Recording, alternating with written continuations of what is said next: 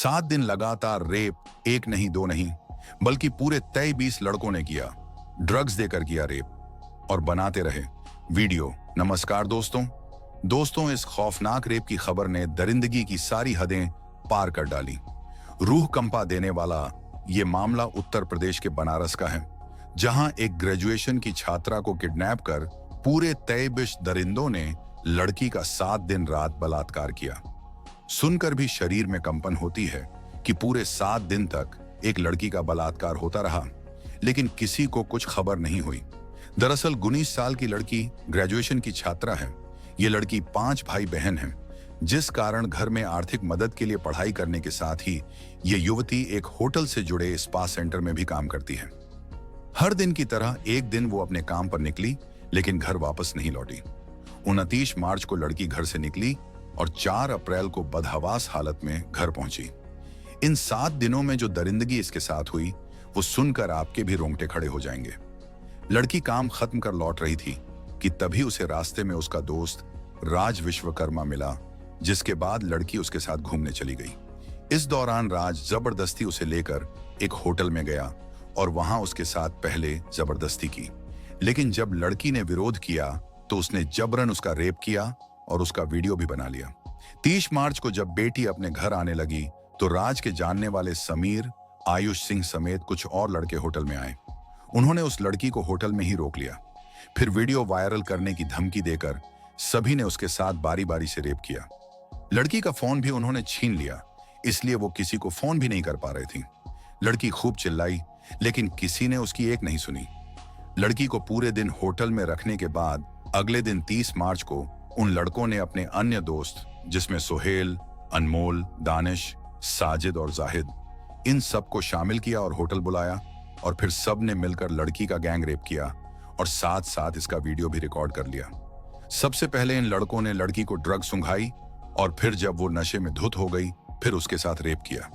इसके बाद लड़कों ने होटल से निकलकर लड़की को गाड़ी में बैठाकर मलदहिया स्थित कॉन्टिनेंटल कैफे ले गए।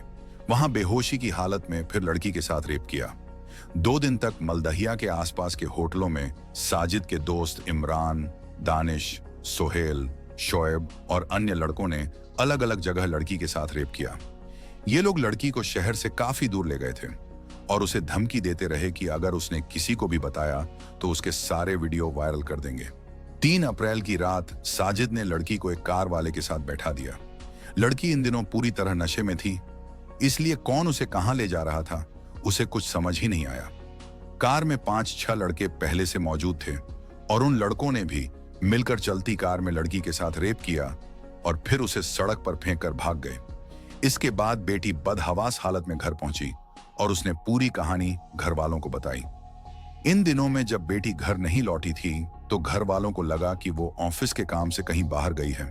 वो अक्सर होटल के काम से दूसरे शहर में जाया करती थी, लेकिन जब 2 दिन बीत गए और बेटी का कोई फोन नहीं मिला तो घर वालों ने छानबीन शुरू की। 4 अप्रैल को बदहवास हालात में लड़की नशे में धुत किसी तरह घर पहुंची तो बहुत डरी हुई थी। बेटी के इस हालत के बाद उसके पिता की तबीयत बिगड़ गई और होश में आने के बाद जब लड़की ने अपनी कहानी सुनाई तो घर वालों के पैरों तले जमीन खिसक गई, जिसके बाद उन्होंने थाने में शिकायत दर्ज कराई। लड़की का मेडिकल हुआ तो रेप की पुष्टि भी हो गई। युवती के मां के शिकायत पर मुकदमा दर्ज कर 6 आरोपी गिरफ्तार किए गए। गिरफ्तार युवकों में लल्लापुर निवासी साजिद, हुकुलगंज निवासी आयुष सिंह और गानिश खान, मल्दिहा निवासी अनमोल, सिगरा निवासी इमरान समेत कई अन्य शामिल हैं और फिलहाल इनसे पूछताछ की जा रही है। ये तो वो लड़के हैं जिनमें से कुछ का नाम लड़की को याद रहा, लेकिन जो अज्ञात है वो अब तक आराम से शहर में घूम रहे हैं। पुलिस का कहना है कि अन्य आरोपियों की गिरफ्तारी के लिए पुलिस की 3 टीमें लगाई गई हैं। इस खबर को सुनने के बाद लोग सभी आरोपियों की कड़ी से कड़ी सजा की मांग कर रहे हैं और कानूनी रूप से इन्हें क्या सजा मिलनी चाहिए और देश का कानून क्या कहता है वो भी हम आपको बता देते हैं। गैंगरेप के दोषियों को भारतीय दंड संहिता यानी आईपीएस के तहत कड़ी सजा का प्रावधान है, जिसमें न्यूनतम 10 साल की सजा और आजीवन कारावास या फिर मृत्युदंड तक शामिल हो सकता है। आईपीसी की धारा 376 के तहत बलात्कार के लिए सजा का प्रावधान है, जिसमें कम से कम 10 साल की सजा और आजीवन कारावास की सजा शामिल है। दोस्तों, आपका क्या कहना है कमेंट बॉक्स में जरूर बताएं। धन्यवाद दोस्तों।